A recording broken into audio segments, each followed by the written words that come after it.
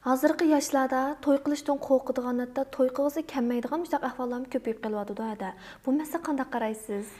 Siz mendan bugun men javob berishni ancha xohlab ketmay o'zimni qochirdigan bir savolni so'rab qoldingiz singlim.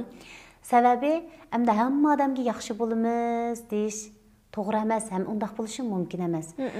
Chunki mening atrofimda naq mush masala tufayli mendan savol so'ragan, ko'ngildagidek javobga erishamay bearam bo'lgan yoshlarmi oz emas. Men mush yo'liqtirgan nurg'un yoshlar ichida to'y qilib nima bo'pti ekan? To'y qilmasaqmi bo'ldi-ku, o'zimiz rohat yashasak yaxshi-ku deb hatto yaqinlarim ichida, atrofdagi o'zim ajoyib biladiganlar ichidami mush gapni og'izdan chiqara olganlar bor-da. Men rost gap qilsam ko'nglim yerim bo'ldi desam bo'ladi. Endi balkim mush javobni anglasa bir qism yoshlar voy Mayra o'zimiz tanlagan yo'l sizning nimishqa ko'nglingiz yerim bo'ladi deysizlar. Bu to'y qilmaslik amaliyot cho'ng nuqtadan aytganda bu mas'uliyatsizlik. Jamiyat to'pi, ijtimoiy to'p odamlarga ehtiyojli. Cho'ng gapni aytsak, biz yashayotgan yer shari odamlarga ehtiyojli.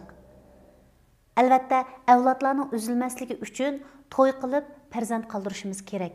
Endi bu gapni anglasa, voy men tug'masam tug'dirganlar bor, men to'y qilmasam to'y qilganlar bor deysiz. Lekin to'y qilmaymiz deyotganlar to'pining ko'payishiga ergishib, avlodlar uzukchilik bo'lishi mumkin. Bu agar bir butun davlat nuqtasidan aytsak, mas'uliyatsizlik bo'ladi. Chunki yoshlar uzluksiz ko'paygan vaqtda davlatning kuchayganidek, o'zimiz yashayotgan tuproqqa nazar solganimizda bir turkum g'alati nuqtai nazar bilan o'tirib chiqib to'y qilmaymiz deyotganlar, nima uchun to'y qilmaymiz degan masalaga qarata o'ylanish olib berib baxtingizmi? Balkim ularning bolaligida zahmati bor.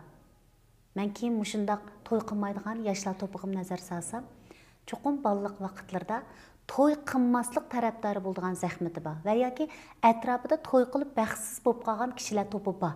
Asli ular baxtlilarga ko'proq qaragan bo'lsa, to'y qilib yaxshi mengayotgan, muvaffaqiyat qozonayotganlar ko'proq diqqatini og'dirgan bo'lsa, balkim bu hukumidan pushaymon qilgan va yoki bu hukmini hukm emas, to'y qilaymi, qilmaymi degan akab baqqan bo'ladi.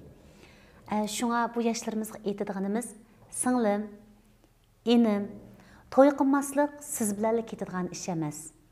U sizning ajdodingiz, avlodingizga chetiladi. U siz yashayotgan tuproq bilan munosabatlik. Meningcha, to'y qilishni baxtsizlik deb o'ylayapsiz. To'y qilishni ig'ir yuk deb qarayapsiz. Hayotlikning o'zi yuk hisoblanganida hammamiz harvikash. Hayotlikning o'zi gulzorlik hisoblanganida hammamiz bog'van. O'zingiz qilishga tegishli ishdan bosh tortmang.